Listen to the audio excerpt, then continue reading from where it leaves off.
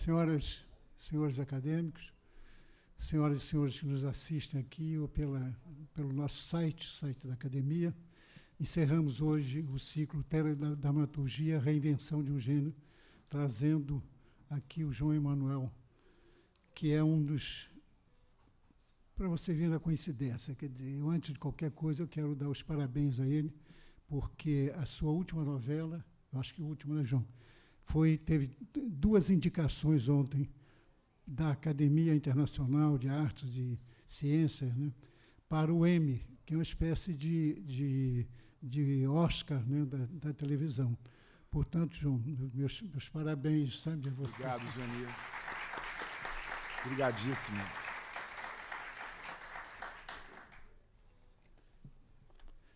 Mas além de premiado, sempre me confundo aqui com... estamos diante de um especialista em mulheres malvadas. João Emanuel criou algumas vilãs antológicas da televisão brasileira.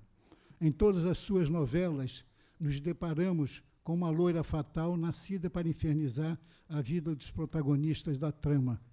A primeira foi Bárbara, com Giovanna Antonelli, maravilhosa, em Da Cor do Pecado, seguida por Leona, Carolina Dick, você me corrige se eu estiver Exatamente. Errado, em Cobras e Lagartos, ambas no horário das 19 horas. Depois desses 2 sucessos seguidos, João foi promovido ao horário das 21 horas com A Favorita e criou a psicopata Flora, com Patrícia Pilar, que, segundo votação de um site, foi a mais malvada das novelas brasileiras. Mais recentemente, João nos apresentou a vilã Carmen Lúcia, a Carminha, com Adriana Esteves, de Avenida Brasil, que roubou as cenas e será lembrada como uma das principais antagonistas da TV brasileira. A novela é de 2012, mas hoje a vilã não poderia portar esse nome. Carmen Lúcia agora é alguém a quem o país está querendo destinar o papel de heroína. Exatamente, queria corrigir esse nome. João Emanuel começou cedo. Aos 14 anos, já colaborava com o cartunista Ziraldo, roteirizando histórias em quadrinhos. Aos 22, foi premiado como roteirista do curta-metragem 0 a 0. Em seguida, colaborou nos roteiros de filmes como Central do Brasil, O Primeiro Dia, Deus é Brasileiro. Na TV, foi colaborador de Maria Adelaide Amaral nas minisséries A Muralha, 2000, e Os Maias, 2001, e de Euclides Marinho na novela Desejos de Mulher, de 2002. Sua primeira novela como autor titular foi Da Cor do Pecado, 2004, que obteve 43 pontos de média.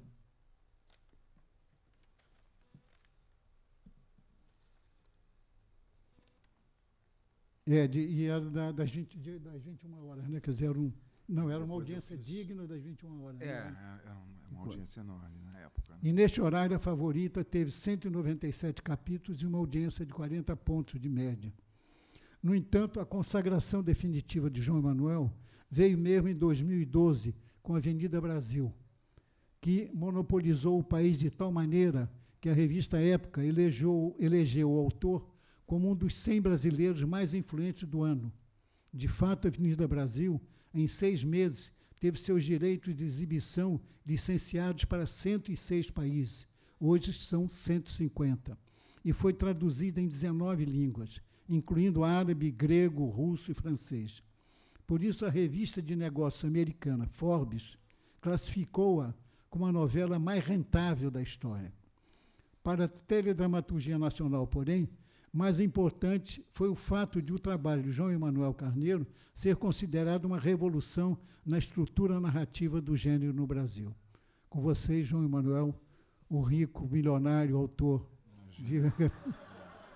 Milionário de...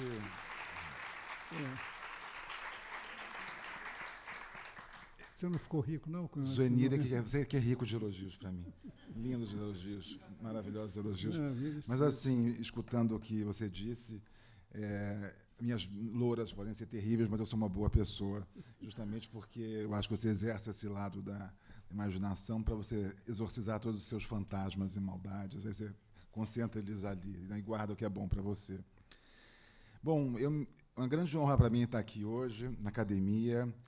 senhoras e senhores acadêmicos. Eu me lembro que estive aqui com 12 anos de idade, a primeira vez, quando minha mãe ganhou um prêmio aqui por um livro que ela escreveu de poesia, chamado Menino Deitado em Alfa, que foi feito para mim, esse poema, inclusive. E desde então, vim aqui algumas vezes com ela. Esse lugar me faz lembrar muito ela, inclusive, né? Minha mãe, enfim, era uma escritora, uma poeta, uma antropóloga e uma pensadora, né, da cultura brasileira, das artes, muito interessante, muito importante, muito original. E eu sou o filho único dela, criado com ela, e o interlocutor dela, né? Então, minha mãe era uma pessoa que vivia cercada de livros o tempo todo, e o tempo todo lendo. E eu, filho único, enciumado dos livros, né, dela sempre.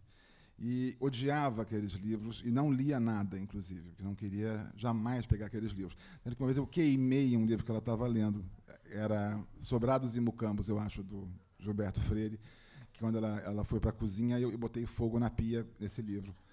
Mas, enfim, a minha aproximação da literatura se deu quando minha mãe foi morar comigo em Belém, porque ela fez um livro para o Museu Guild, lá em Belém, e lá ela ficou morando comigo no Museu Guild 3 meses, no verão.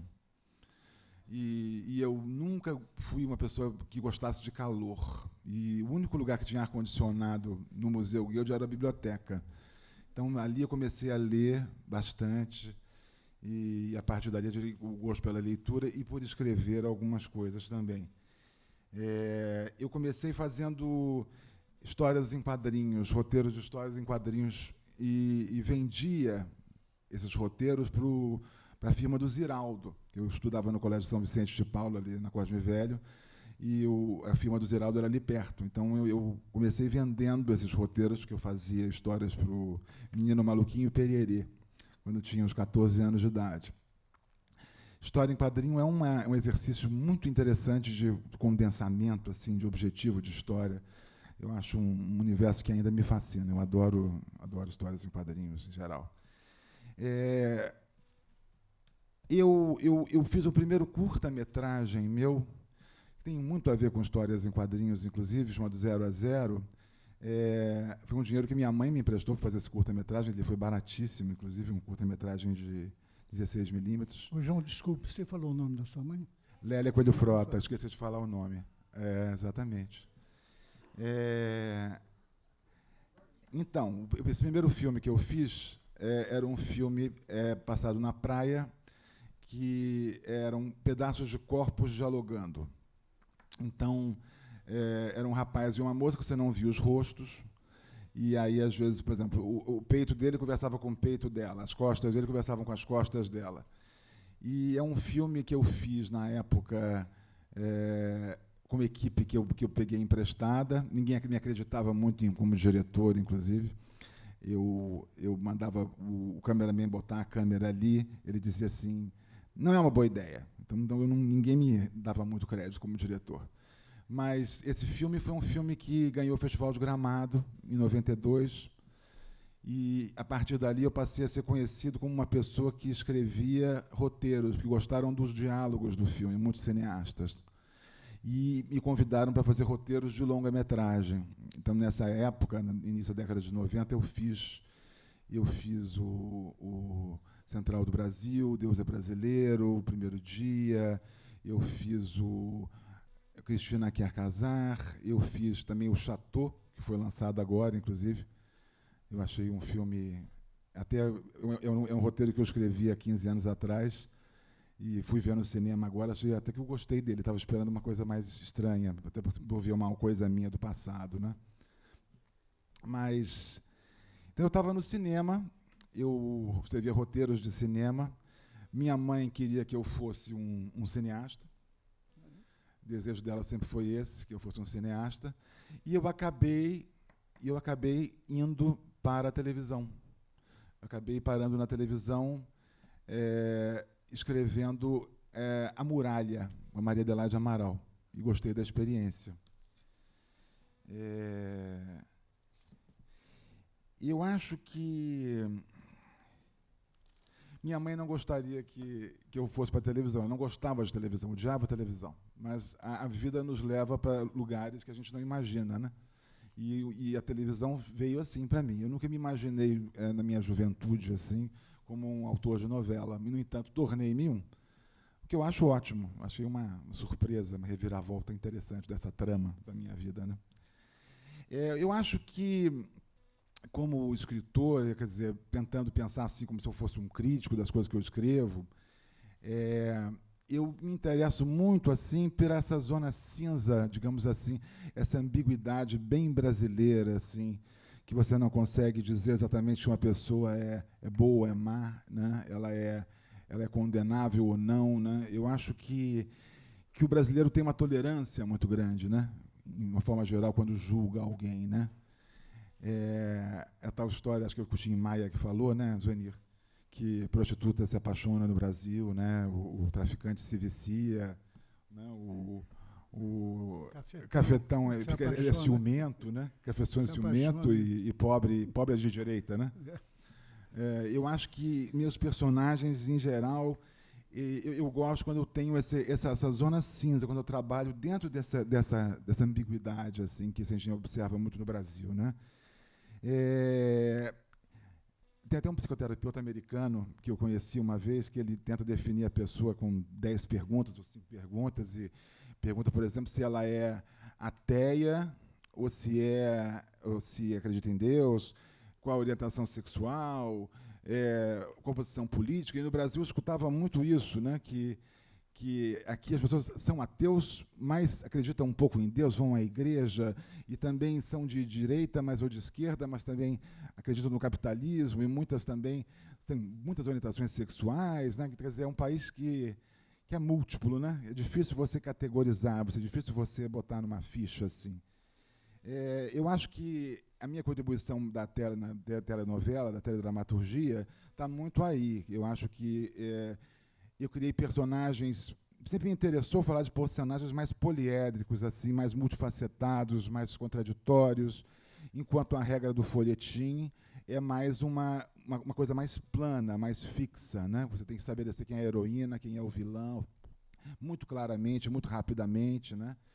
E a primeira novela das 9 que eu fiz, que foi A Favorita, justamente você tinha 2 mulheres, que era a Donatella e a Flora, contando cada uma a verdade delas, a versão dela dos fatos, né? E você só saberia, ou só decidiria quem estava falando a verdade no capítulo 56, com 2 meses de novela, né? Então, a Flora era uma mulher que se dizia injustiçada, saía da cadeia, enfim, era pobre, né? Que já é uma condição para ser uma heroína na telenovela, né? E a outra era uma mulher rica, aparentemente culpada, né? Que era a Cláudia Raia, e vocês se confrontavam as duas. E essa novela, quando foi lançada, ela gerou uma polêmica imensa, e nós aqui, que trabalhamos na Rede Globo, recebemos muitas cartas, né, de telespectadores. E haviam telespectadores que diziam desestruturadas, tiveram que fazer análise, porque não sabiam qual das duas estava falando a verdade, isso era uma coisa que as deixava péssimas, e muitas me escreveram cartas dizendo que não conseguiam dormir, passavam a noite olhando para o teto. Era uma coisa que realmente as deixou muito, muito mal, né? E, de alguma maneira, eu quis criar esse desconforto, né? Eu acho interessante você desafiar o público que você escreve novela, assim. Acho que você tem que justamente cutucá-lo, assim, deixar ele vivo, né? E finalmente, quando houve a virada, né, da novela, no capítulo 56, que eu revelava que a Patrícia Pilar, a Flora, que era a assassina, e a outra, que era aparentemente culpada e rica, e tinha criado a filha da Flora, e era uma pessoa, na verdade, excelente, né? Era totalmente inocente.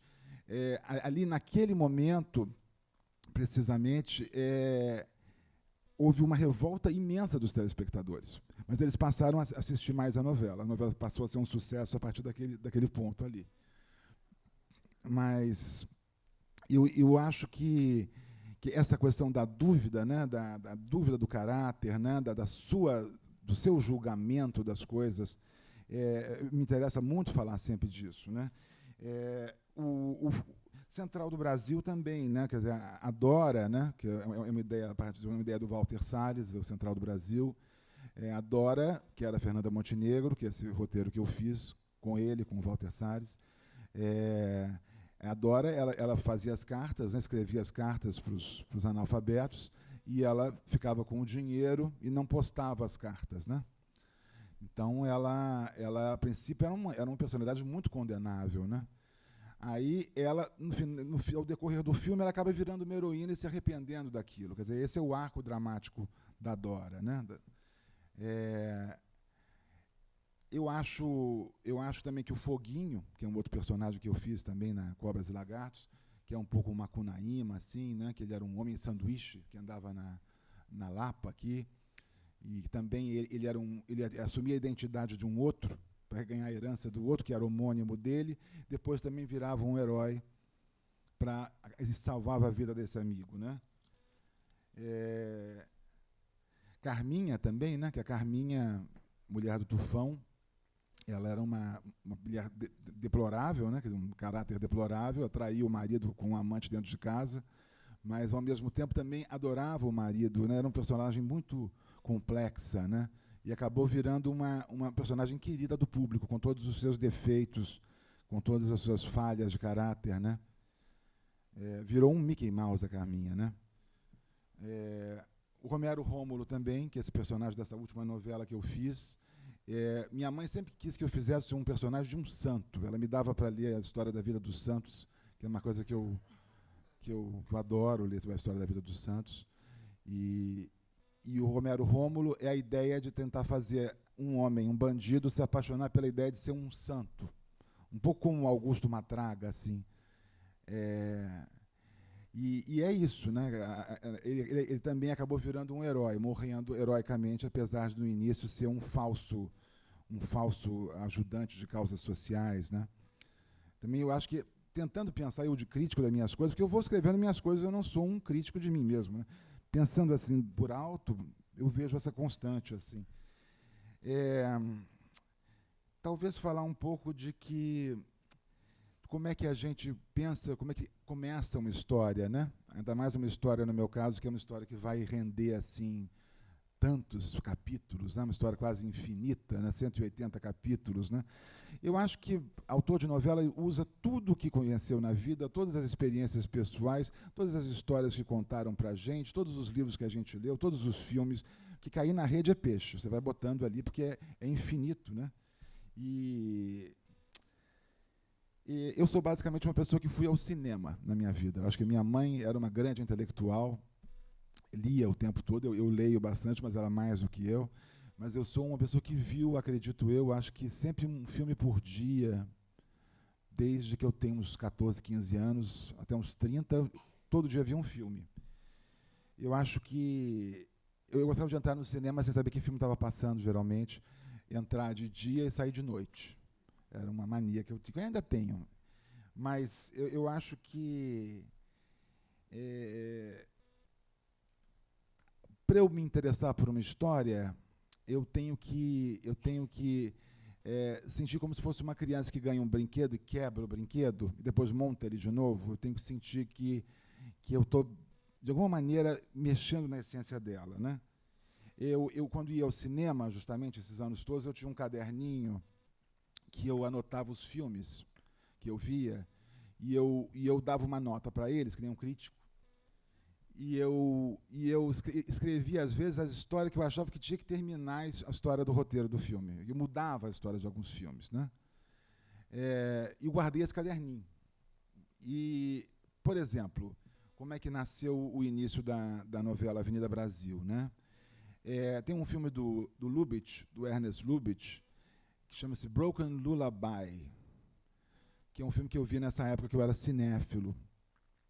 E a história de um soldado francês que está no campo de guerra, no final da Primeira Guerra Mundial, lutando com um alemão, e aí ele parte com a baioneta e não escuta quando marcam o fim da guerra. Então ele enterra a baioneta na barriga do alemão. Aí, quando o alemão está morrendo, ele se sente muito mal, fica muito culpado com aquilo, abraça o alemão, e o alemão diz para ele ir atrás, não sei o nome dela, Gertrude, lá na Alemanha, e dizer a ela que eu a amo. Então, ele ficou incumbido daquela função. Quer dizer, evidentemente que a história do filme é um romance entre o francês que matou o alemão e essa tal dessa alemoa, né?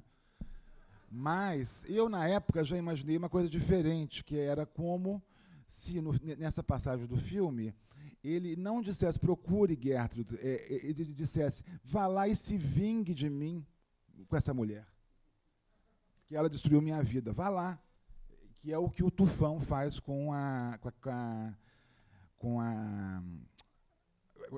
o Genésio. Quando o Tony Ramos morre no primeiro capítulo da Avenida Brasil, ele está querendo dizer para o Tony Ramos, vai lá e prende a Carminha, ele só fala o nome dela, e aí o outro fica achando que é para procurar e ajudar e não sei o quê, e acaba se casando com ela, né?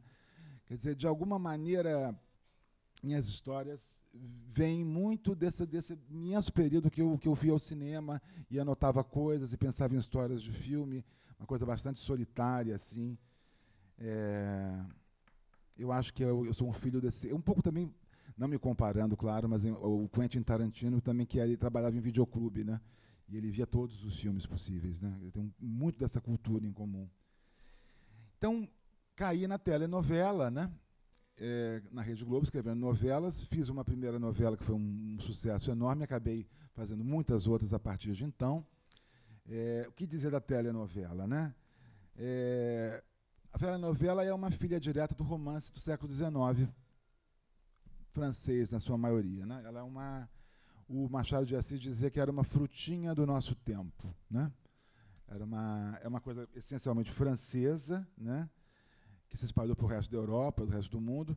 E eu acho muito interessante o início disso, né? Porque o feuilleton, que é o folhetim, né?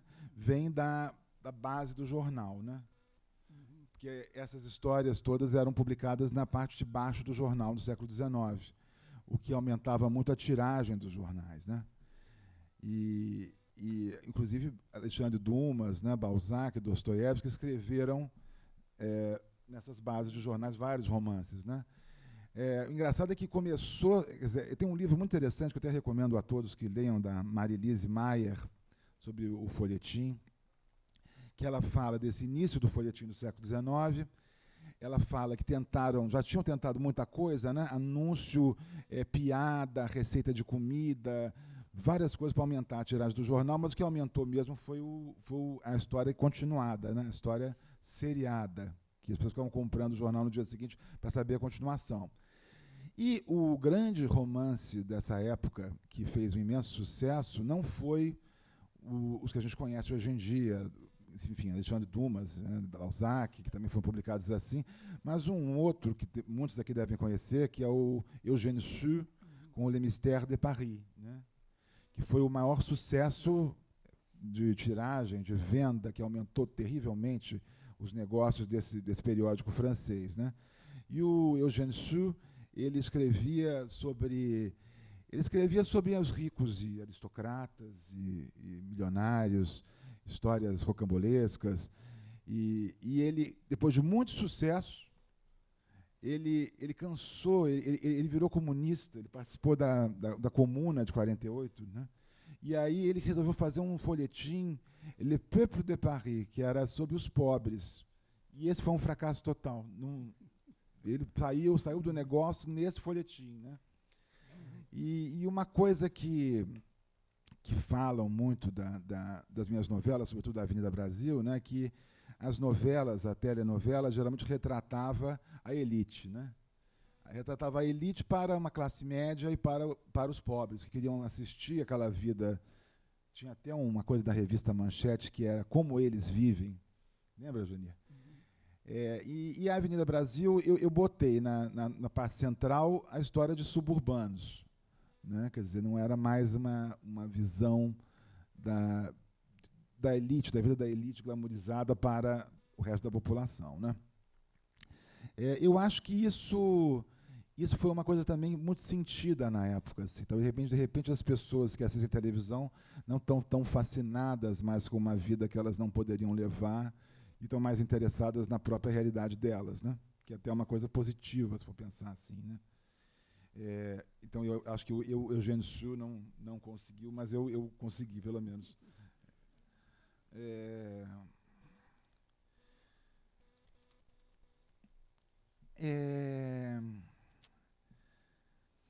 O que dizer mais de telenovela? Telenovela é uma coisa que tem, uma novela inteira tem 5.000 páginas, né? 5.000 laudas. Então, é basicamente como se escrevesse a Enciclopédia Britânica em um ano, com papel bíblia. É uma coisa imensa, quase impossível de ser feita, né? E que, tanto que no exterior, nos Estados Unidos, eles não entendem como a gente faz aquele negócio, que aquilo ali não faz sentido para eles, nem escrever, nem dirigir, nem encenar, nada. Mas eu acho que é uma capacidade muito brasileira de improviso, que a gente consegue, em cima da hora, fazer milagres aqui no Brasil. Né? Um deles é a telenovela. É um pouco uma escola de samba também, que é uma coisa que, em cima da hora, acontece maravilhosamente bem. Né? A novela, para mim, é um desafio, sobretudo, é uma experiência muito dentro da minha cabeça.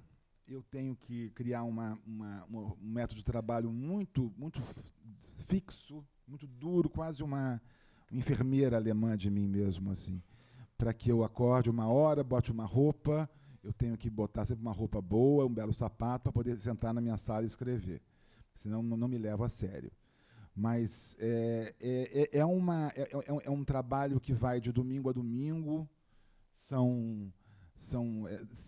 no stop, eu sou muito concentrador, os meus colaboradores são maravilhosos, mas eu acabo fazendo uma parte de tudo sozinho, porque é um processo, talvez por ser um processo tão longo, né, e tão grande, e tão ininterrupto, em que você sente um pouco uma espécie de uma possessão, assim. Você realmente escuta os personagens te falando no seu ouvido, até porque você está o tempo todo trabalhando com eles. Eu acho que um escritor de um romance também deve sentir a mesma coisa, mas a telenovela, como é uma coisa tão imensa, né? Você está ali, eu estou convivendo com aqueles personagens na minha casa o dia inteiro, né? Então eles naturalmente falam, né? E quando eles não falam também, é porque está tudo errado. Quando eles não falam é porque não está bom. E eu acredito muito também que existe num processo tão orgânico e tão grande feito esse, assim, existe um Deus da história. Eu acho que tem uma hora que os personagens um pouco tomam as atitudes que deveriam tomar naturalmente, e a história se encaminha para um lado que ela deveria ir, dentro desse espécie de transe, que eu acho que o autor de novela tem que ser acometido por uma espécie de um transe mesmo. Mas muitas vezes também você não sente isso. E aí é quando está tudo errado. Aí você vai ter que voltar atrás e aí começar de novo, dá muito mais trabalho.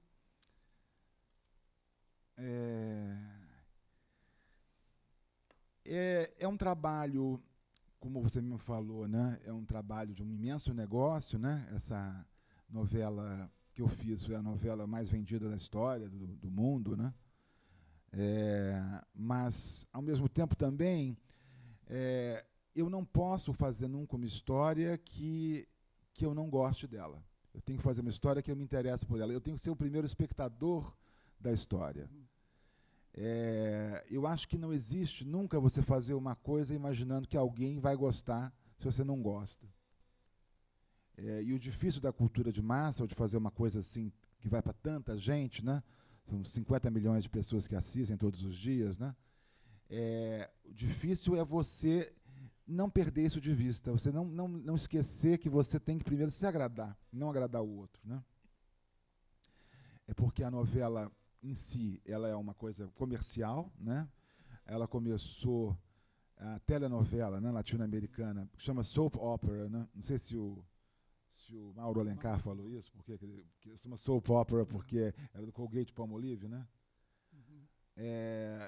E, ao mesmo tempo, ela tem que ter uma verdade artística, eu acho, para ela funcionar. Senão todas funcionavam, né? Então, esse é o paradoxo, e é com isso que eu me bato sempre para fazer o que eu faço. Vamos lá, Zuenir. Eu estava me contendo para não fazer perguntas, e nem precisava, né? Mas, enfim, já que você... Então, a primeira vai ser realmente uma indiscrição. Quer dizer, o autor de uma obra tão rentável, né, como foi dito pela Forbes, ficou rico ou não? Imagina, de jeito nenhum. Por que não, hein? Porque a novela é feita por muitas pessoas, né? Na verdade, é uma obra coletiva e uma obra de uma empresa, né? É uma obra de diretores, atores, cenotécnicos, quer dizer, não é uma coisa que eu... Não sou a J.K. Rowling. Né? João, o Chico Anísio dizia o seguinte, a síndrome do primeiro sucesso, que o perigo do primeiro sucesso é que a segunda obra, no caso dele, Show, tinha sempre a reação assim, mas o primeiro era melhor. Você teve esse problema, né? Você teve um grande sucesso com Avenida Brasil e acabou tendo outro com a virada do jogo. Como é que você resolveu? Eu fiz 5... Regra do jogo, né, virada? Regra do jogo. Eu fiz novelas que foram sucesso, a maioria delas, né? A última foi relativo sucesso também. Mas, como eu te falo, eu acho que eu tenho que estar satisfeito, eu tenho que gostar daquela história antes de tudo. Se você pensa no sucesso antes de fazer alguma coisa, você não faz nada, né? Agora, vários críticos, enfim, isso aí não é novidade, é quase lugar comum, que falam realmente que a Avenida Brasil foi uma subversão da linguagem, da estrutura narrativa das novelas e tal. A seu ver, o que trouxe de novo? E se foi intencional ou se por acaso você acabou fazendo, quer dizer, uma novela que mudou completamente a estrutura? Não foi intencional, acho que ninguém tem assim uma expectativa de fazer uma coisa diferente ou revolucionária. Você faz o seu jeito, né? Talvez, eu como sou muito inquieto e como eu vim do cinema, e o cinema, cada episódio, né? Você constrói um episódio e dentro desse episódio você tem que ter um arco narrativo. Eu me preocupei sempre em fazer cada episódio, cada capítulo da novela, como se fosse para mim, na minha cabeça, um filminho também. Talvez isso seja uma contribuição minha, porque eu acho que você tem que assistir um episódio e já está saciado com aquilo, né? Talvez... um negócio, ser crítico de você mesmo é complicado, porque você está ali fazendo. Agora, é engraçado que você estava dizendo agora há pouco, lamentando que você não tem memória. Eu também não tenho, entendeu? Mas, ao mesmo tempo, você diz o seguinte, quer dizer, o cinema e a literatura, quer dizer, você se alimentou muito dessa memória, até que involuntária, possivelmente. E, enfim, memória dos outros também, né? Como é que se resolveu, né, em quem não tem memória, por exemplo? Pois é, nessa boa pergunta. Eu acho que as coisas estão dentro da gente, né? Mesmo esquecidas, né? E elas brotam na hora certa, né? Estão lá incorporadas, né? Lá embaixo, né? Um caudal profundo, sei lá. Agora, a literatura e cinema, quer dizer, você frequentou, né? Enfim, todas essas... Isso, qual que você acha que tenha tido mais influência na sua criação? Acho que muito do romance russo. Muito do Dostoiévski, assim. Eu acho que se uma pessoa não lê nada, só lê Dostoiévski, já conhece a alma humana.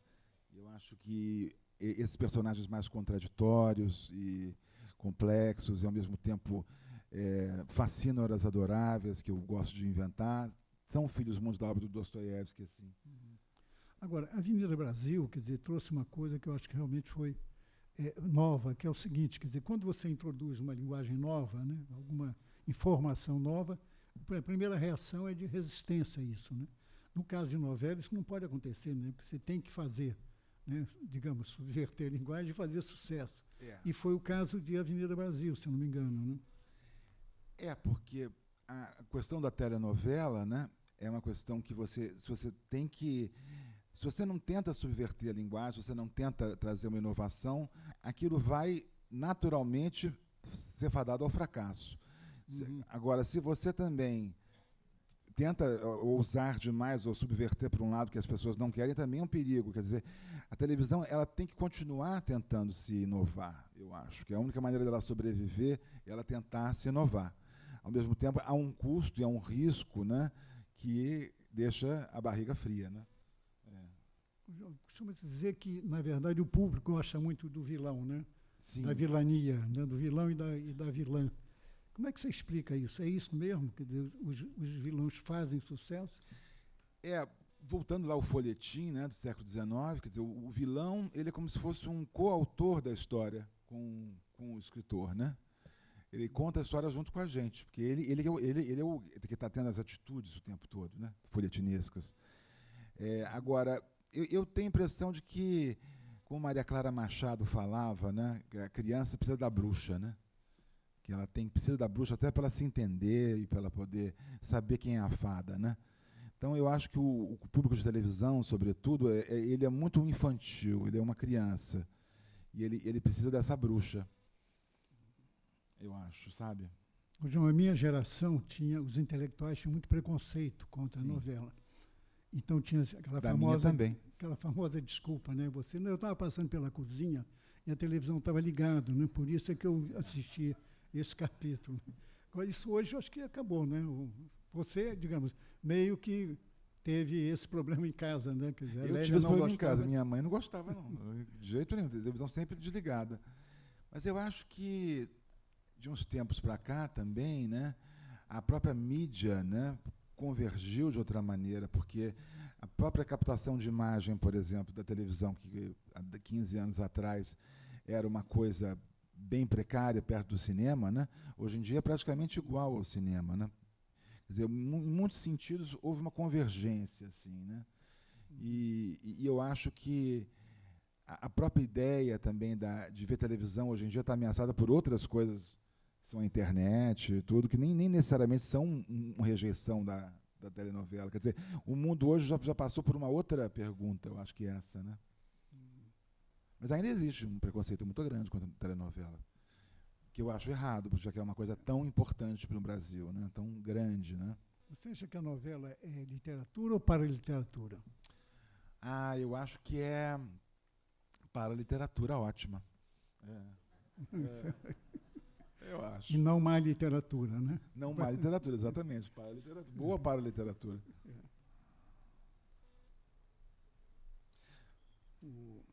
Não, o que eu tinha notado aqui, que é isso, né? Que você falou em desafiar o público, né? Sim. Quer dizer, ao mesmo tempo, acho que esse é um impasse, o grande problema, né, do autor de uma novela. Tem que desafiar, mas tem que conquistá-lo também, né? Quer dizer, não dá para você afastar e você perde. Tem que bater e afagar, né?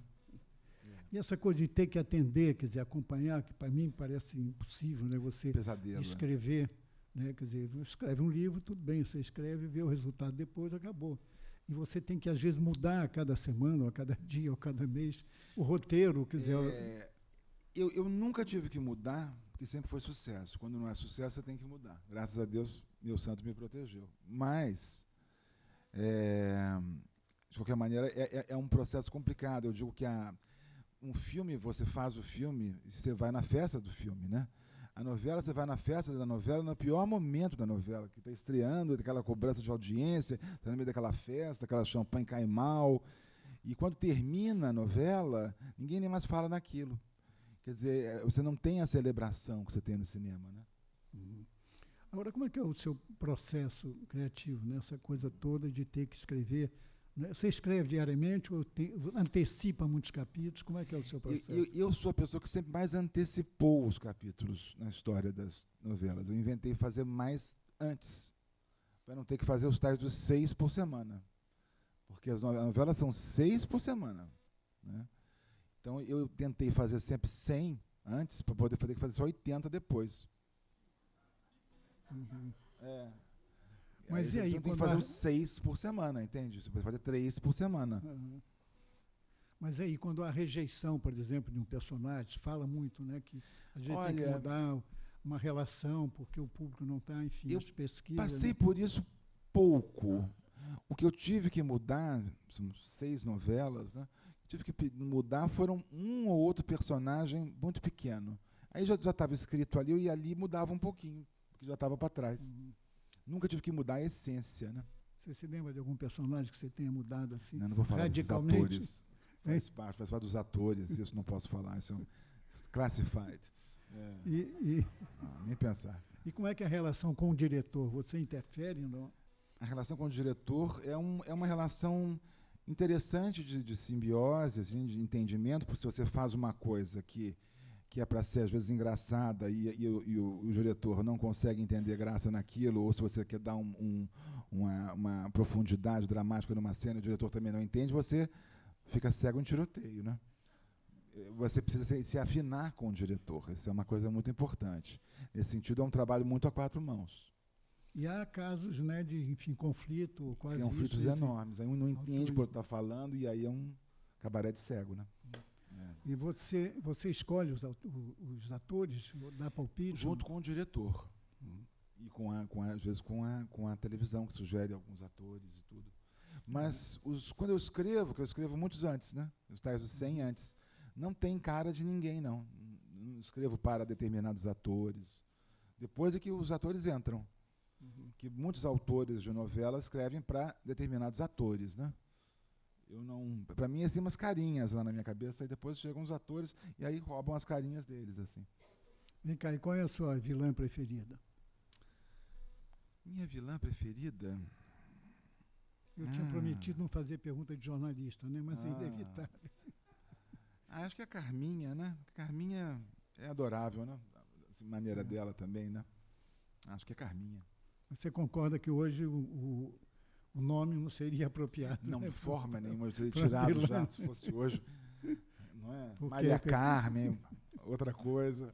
Que todo mundo sabe, né? Carmen Lúcia é a presidente. Nossa presidente, excelente, maravilhosa. O país está investindo muita esperança, né, de melhora. Tá. Bom, na segunda novela, A Regra do Jogo, ela é bem diferente da primeira, né?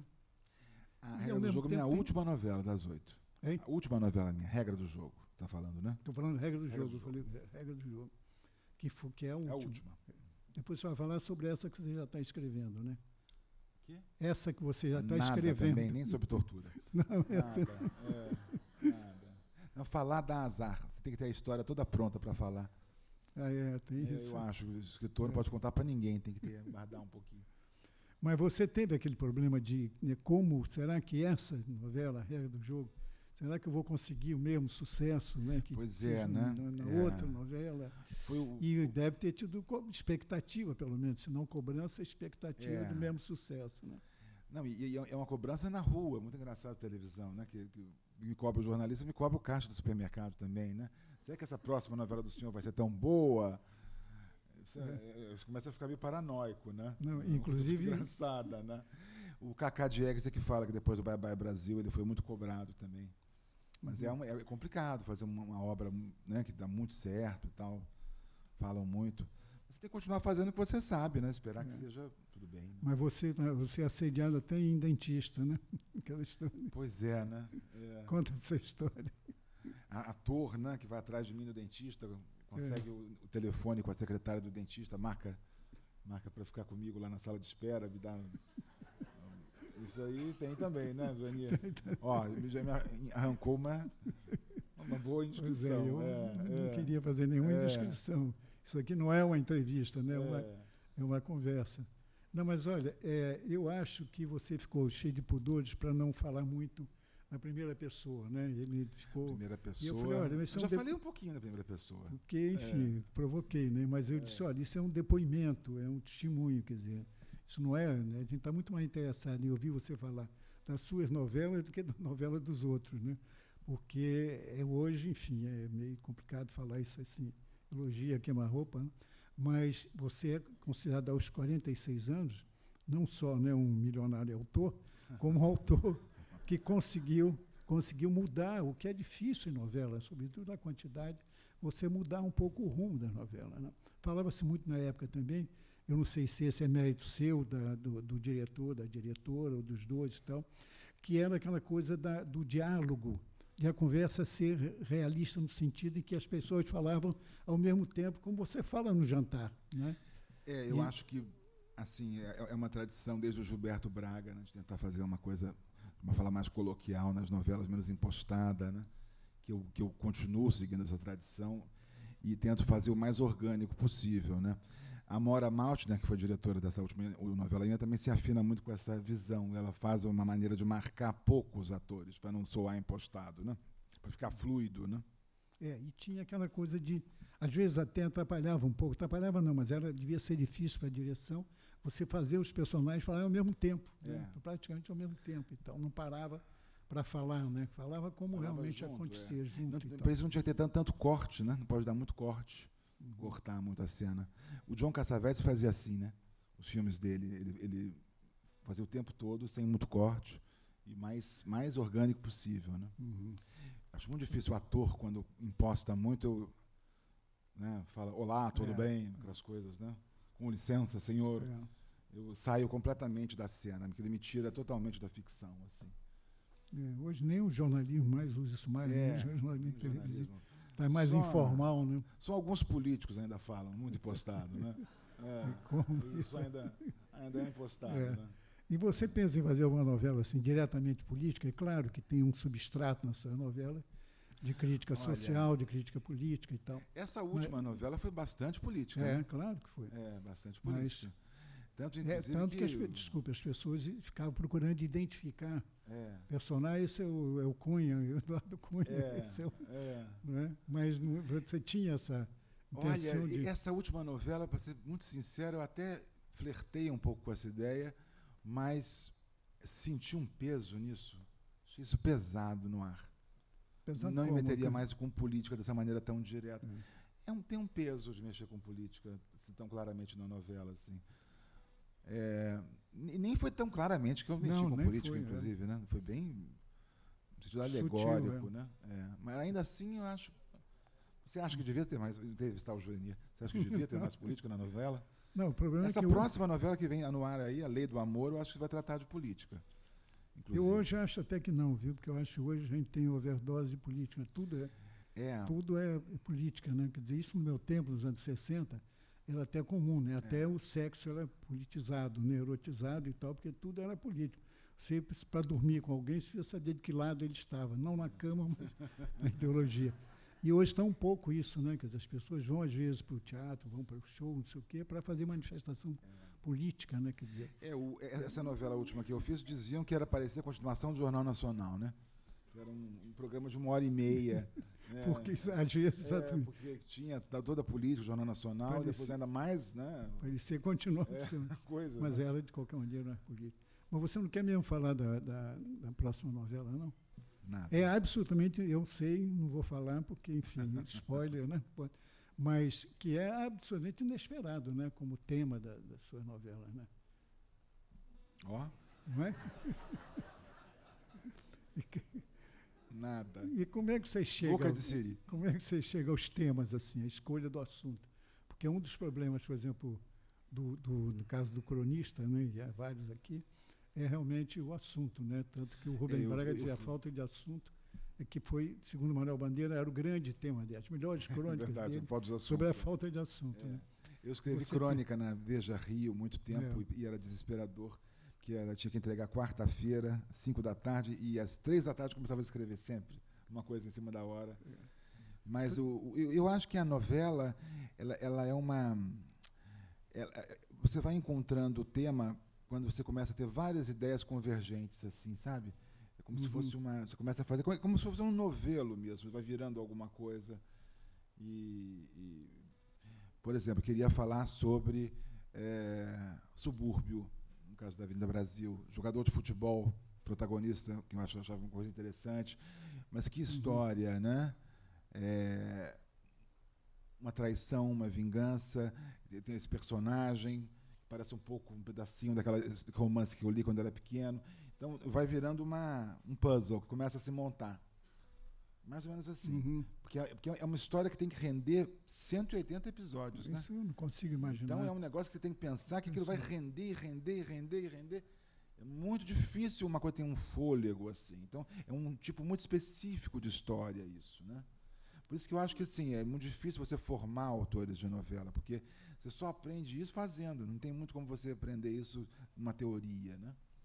Não, eu, enfim, morro de inveja, não consigo imaginar se acordar todo dia tendo a obrigação, né, de entregar um capítulo. Né, desesperador. Não, isso deve ser. Mas essa coisa que se fala da interferência do mercado, a censura do mercado, da audiência, né, em cima de vocês, né, do autor, isso, enfim, deve dar uma certa paranoia, né? Será que eu estou agradando? Será que eu vou agradar? Eu acho que quando não é sucesso, é um horror. Mas quando também resolvem mudar as histórias, piora mais. Uhum. Geralmente. Não melhora nunca, não. E às vezes quer dizer, chama-se outras pessoas, outros autores para outros melhorar autores, né? No caso da Janete Claire, né? Ela fez um terremoto, né? Que matou todo mundo, 100 pessoas. Né? Todo mundo. E aí recomeçou com outros atores, né? Isso ela é danada, né? Ela realmente mudou tudo, né? Mas teve também essa novela Mandacaru, acho que Mandacaru, que acabou o dinheiro e tinha que matar metade dos personagens. E aí o autor escreveu que tinha um tiroteio, que metade morria. E aí, com amigos meus, recebiam os capítulos assim, mortos de medo, chorando, será que eu vou morrer? E aí tem até uma conhecida minha que falou assim, foi gravar a cena que atiravam nela, e aí ela gritou assim, é bala de festinha, eu não caio. Não caiu, não morreu, e aí, no capítulo seguinte, perguntaram, e fulana? Morreu. Não adiantou nada. Né? Histórias de telenovela. Né? Agora, a próxima novela é sobre a televisão, né? Não é sua, enfim, mas é o que está... A próxima, seriado da Rede Globo, que vai ser inaugurado hoje, né, eu acho. Uma hoje, pergunta que eu tenho feito a todos, né, os seus antecessores aqui, é dizer o seguinte, se a novela tem futuro, ou se o futuro da novela é a minissérie, enfim. Eu acho que isso é uma boa pergunta. Eu acho que o seriado vai beber da novela e a novela vai beber do seriado. Tem muitos seriados americanos que são cada vez mais com cara de novela latino-americana. Por exemplo, Desperate Housewives, né? Vários seriados americanos parecem com novelas, né? E as nossas novelas também parecem um pouco mais com seriados. Acho que vai haver uma melange assim das duas coisas. Essa novela, é novela ou série que foi indicada agora também junto com a sua? Agora Verdades Secretas? Verdades Secretas? Como é? Verdades Secretas? Verdade Secreta. É novela, não é minissérie. Uma novela um pouco menor, uma novela de 60 episódios. Quer dizer, caracteriza uma coisa, diferencia uma coisa da outra, é o quê? O número de episódios. Sim. Mas tem uma estética. É um tipo de animal diferente. 180 episódios é um animal diferente do de 60. É um bicho bem diferente. Mas a série não tem, digamos assim, uma certa, enfim, autonomia estética, enfim, ousa mais, pode ousar mais. A série? Ou isso não existe? Em relação à novela. Não, a novela que passa às 11 horas, de 60 episódios, ela é uma obra fechada. Ela já está escrita, né? A novela que passa às 9 horas, essa de 180, é uma obra aberta, que vai sendo feita no ar, né? Uma grande parte dela escrita a partir do que você vê realizado, né? Então é um pouco diferente. Mas à medida disso, quer dizer... também a novela das 11 horas pode ousar mais, não tem censura, não tem... Por causa da audiência. Série, por ser uma hora mais tarde, porque não tem que ter a necessidade de gerar tanto dinheiro, né? Agora, houve assim, enfim, claro, eu acho que mesmo você começou há muito menos tempo, não pegou a censura da ditadura, você não pegou, né? Então, hoje a novela está muito mais do ponto de vista de comportamento, né? Sobretudo comportamento sexual, etc., muito mais livre, né? Quer dizer, hoje você tem, ao mesmo tempo, uma coisa meio ambígua. Você tem reações que a Fernanda estava contando aqui, do beijo gay dela com ela. Eu sinto o público, por exemplo, agora, de uns anos para cá, um público mais conservador do que quando eu comecei a escrever televisão. Houve um conservadorismo, eu acho, maior. E essa coisa da censura, quer dizer, eu tenho dentro de mim uma autocensura que é meio complicada, né? Porque eu tenho coisas que eu não posso fazer, né? Eu sei que eu não posso, e tenho que pensar que eu estou invadindo, né, lares brasileiros, né? De 50 milhões de pessoas, né, 9 horas da noite. Então tem coisas que eu não posso botar dentro da casa dessas pessoas, por um bom senso, né? Agora, outras eu vou me podando também, outras eu nem gosto de me podar tanto, porque eu tenho que ficar pensando o tempo inteiro como um censor, né? João, para terminar, eu queria perguntar quais são os seus planos para o futuro imediato? Planos para o futuro imediato? Olha... Além dessa novela que você não disse que vai fazer. Essa aí. Eu tinha vontade de fazer um romance. Porque é uma coisa que eu não vou depender de ninguém para... Escrever um romance. Escrever um romance. Eu não vou precisar de ninguém para atuar, nem produzir, fazer palavras num livro. Mas pode ser que eu demore 30 anos para fazer isso, só que eu tenho que fazer outra coisa tão rápido, né? Esse aí eu demoro 30 anos, sei lá. E, João, eu adorei o papo. Obrigado, Zonia. Obrigado aí. Você que estava achando que não ia render, né? Imagina.